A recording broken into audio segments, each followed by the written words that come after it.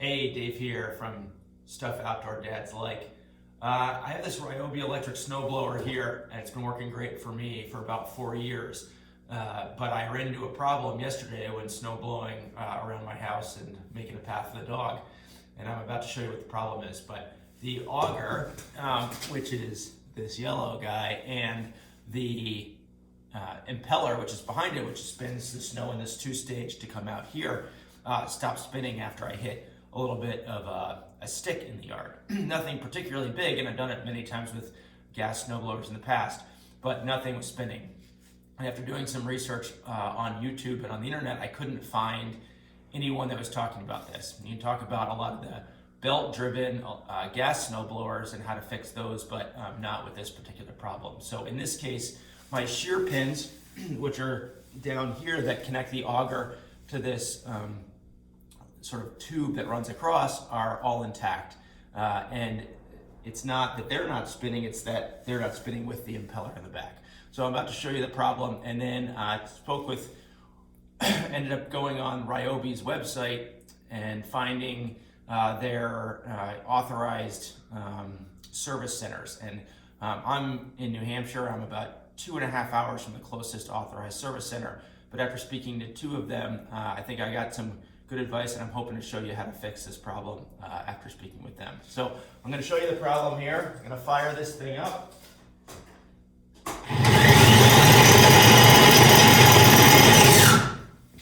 Nothing's spinning. So you both saw that the auger isn't spinning. What you probably can't see in the back is that the impeller, which is this black guy, is not spinning as well. And I'll try to show you that in a little close-up here. So this black piece in the back here that spins around is the impeller. And it is spinning around freely. So often what happens is you get frozen ice in there. Either the auger or the impeller won't spin on its own. And I'm going to show you again with the power running that nothing in here is moving.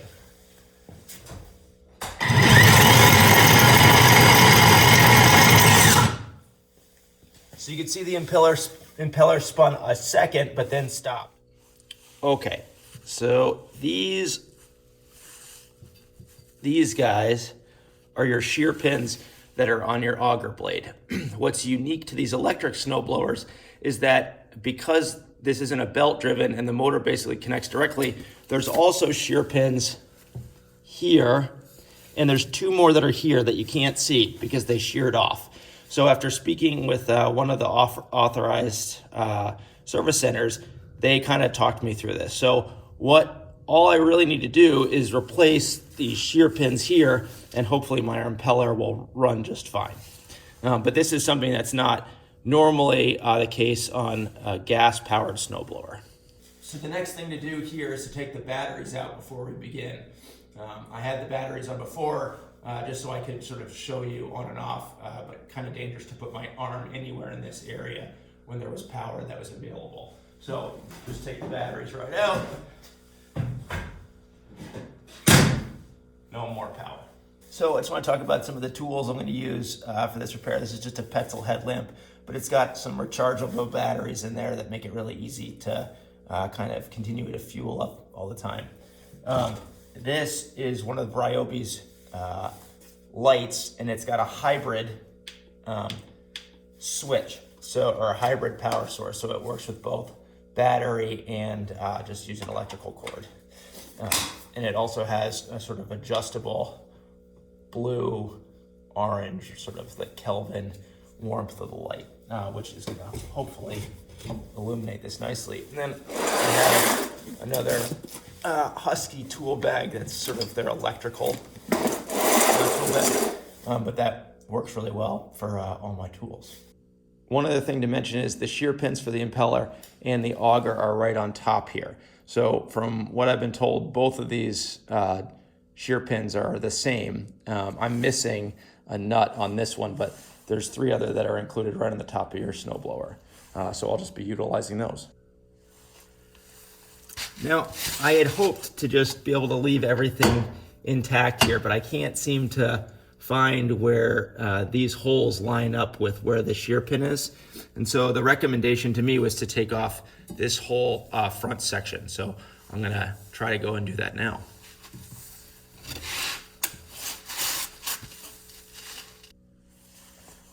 So first thing to do on the side here is to take out these three, which control or hold that whole auger in place. And it turns out to be a 10 millimeter. I'm a little surprised at that, but we'll see.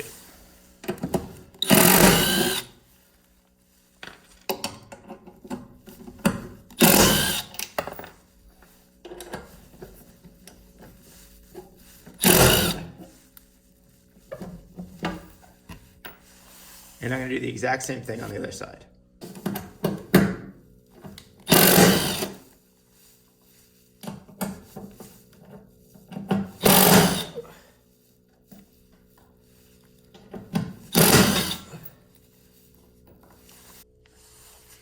Okay, next, so I've loosened up this, and I need to take out these shear pins here. They're also a 10 millimeter. I'm going to use, got this little mini toolkit, which is another Home Depot product, and gives a couple different really nice things. It gives this adjustable wrench, it gives this ratcheting socket head, and it also gives this sort of double-ended ratchet, as well as a bunch of bits down here and English and metric heads there. So this is like 20 bucks at Home Depot. It's a great little kit. And then just picked up some box wrenches and open face wrenches on Christmas special at Home Depot as well. So these are also a 10 millimeter.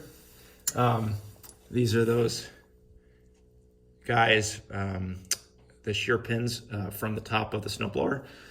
So I just looked at those and hopefully loosen these right up.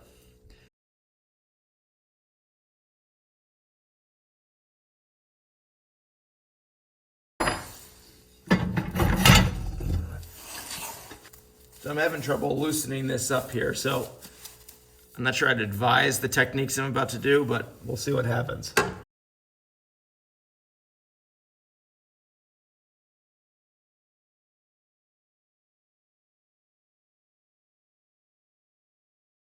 All right, so where I'm at now is everything's off, as you can see, and the impeller freely spins, but I can't line up the impeller holes with where those shear pins are. And so the recommendation that I got was to take off the chute so I can get back behind the impeller and pry it. And so this U-shaped piece can just lift off entirely and take the chute with it. So that's what I'm going to try to do now. All right, so this is a 10 millimeter here. You can take off the wheel as well, but which isn't particularly hard. It's just a little cotter pin kind of.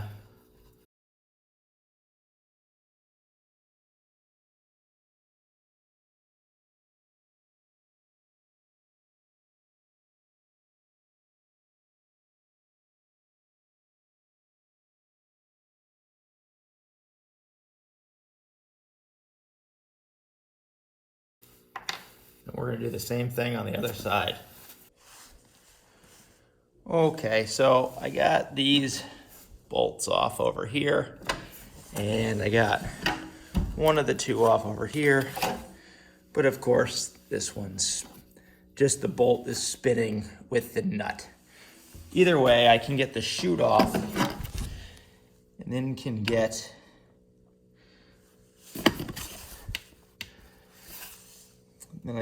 in here with pry tool, and we're trying to pop it off that way.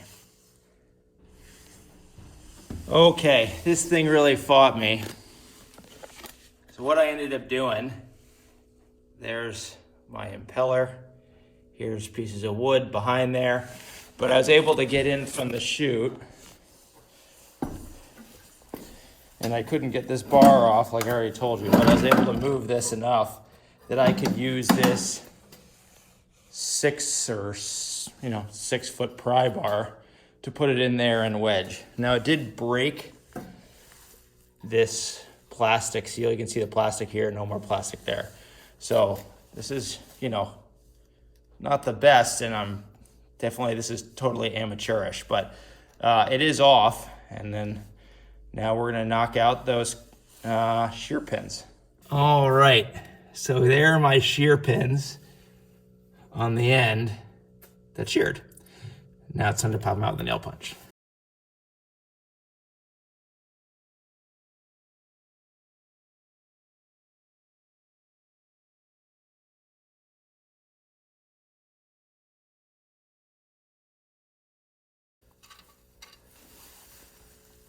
And there it is. That's one of two.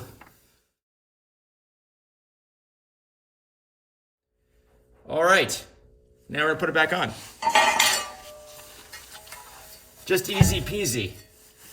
So I was just feeling here, it's pretty smooth, and I felt inside here, and that feels pretty smooth as well. Otherwise, I think it's probably worth doing a file. But I'm just gonna put some anti-seize lubricant on here. So if I have to do this again, hopefully not, but, and I don't think that was the problem. It's just that the shear pins are what it was dragging on.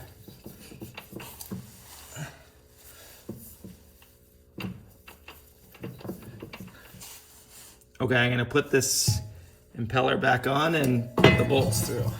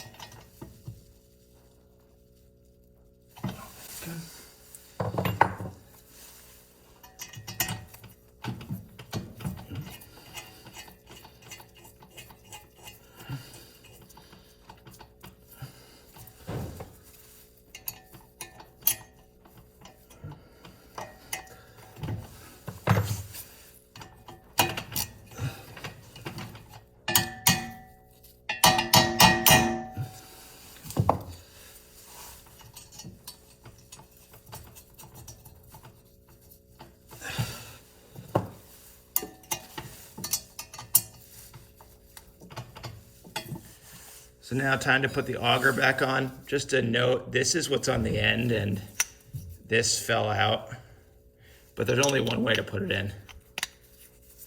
It just fits right in that and then slides on the end, which I had slightly out of frame for you.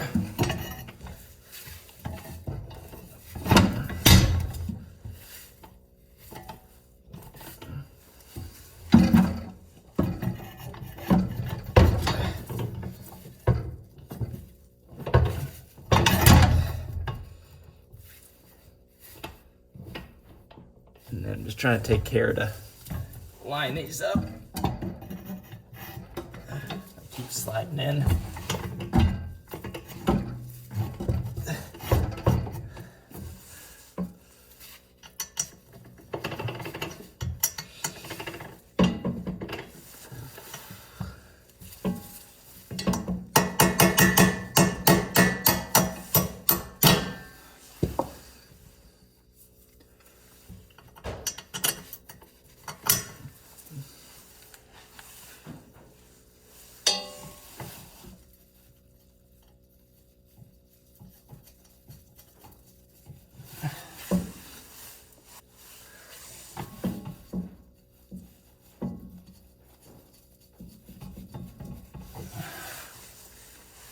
All right, so I'm gonna leave these loose for a second and I'm gonna get the ends over here screwed in and then I'll tighten those back up.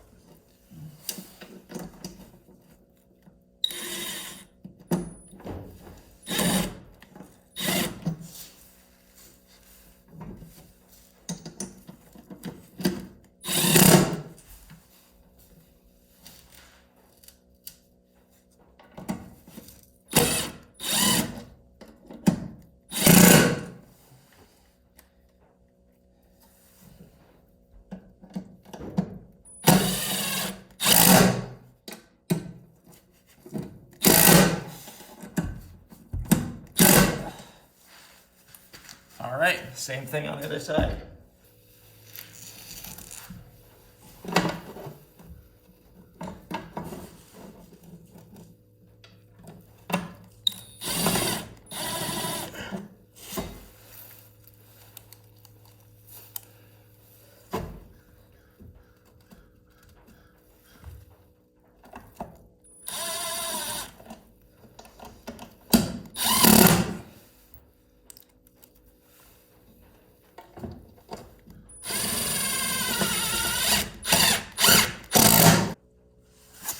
back here. I'm just gonna re-tighten these up. Now, I told you I broke this plastic cowling, so I'm gonna duct tape it for now and then use Ryobi's website to put it back, a fresh one on, because I can't imagine that part costs too much. But we're supposed to get snow tomorrow, so just kind of put that in place with some duct tape.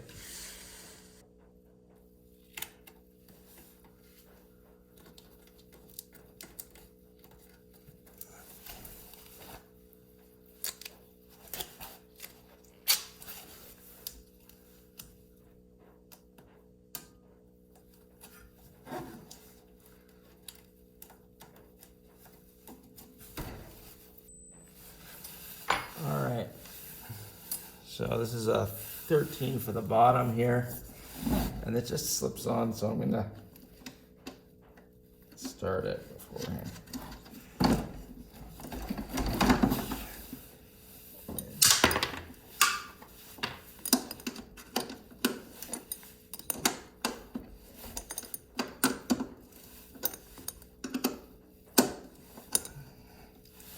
And before screwing that top bolt in, I'm going to move to the other side and do the same thing.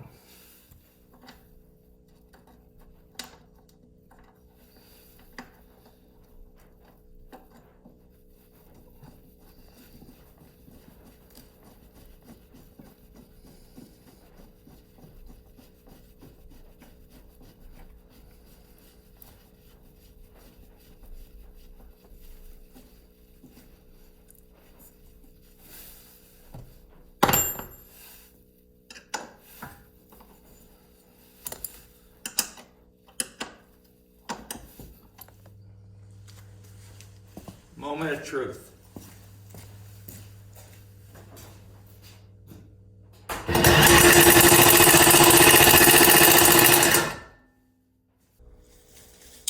Okay, so I went about changing this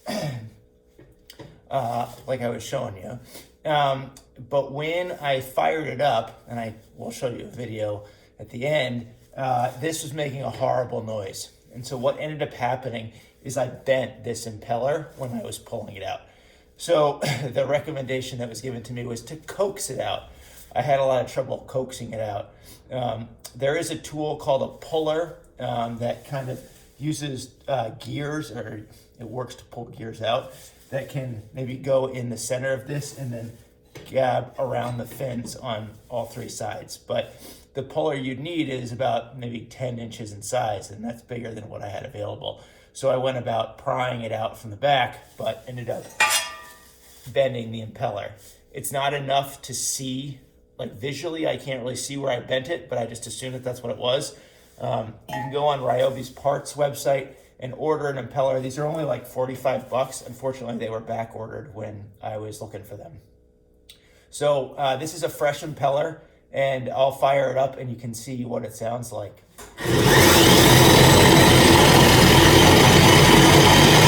So that sounds good compared to the previous one, which sounded absolutely terrible, which seemed like something was unbalanced. I was concerned that I bent the shank in here that comes directly off the motor, but fortunately I did not do that. I just bent the impeller. One other thing to note, when I put everything back in, including all these shear pins, and on the inside of the shank, I used an anti-seize lubricant, like that.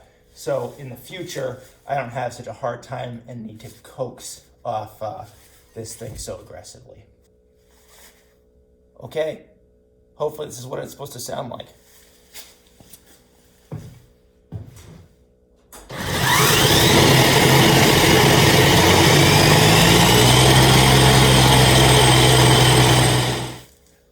Okay, so bottom line with this repair, I would say, is it's not technically difficult. Most of the tools you need are 2 10-millimeter wrenches to get everything off, but the impeller can be really challenging to take off as it slides slightly when those shear bolts shear, and then that moves it so you can't get them out and you can't get the impeller off. I definitely recommend a puller to remove the impeller so that you don't bend it like I bent mine. Hopefully, if you do, you can just get one of these for 45 bucks off Ryobi's website. They're not back ordered like they were for me. This used one off eBay, worked just fine. And then before putting everything back on, just make sure to use anti-seize to try to prevent this being as difficult to repair in the future. Okay? Hope that helps. Thanks.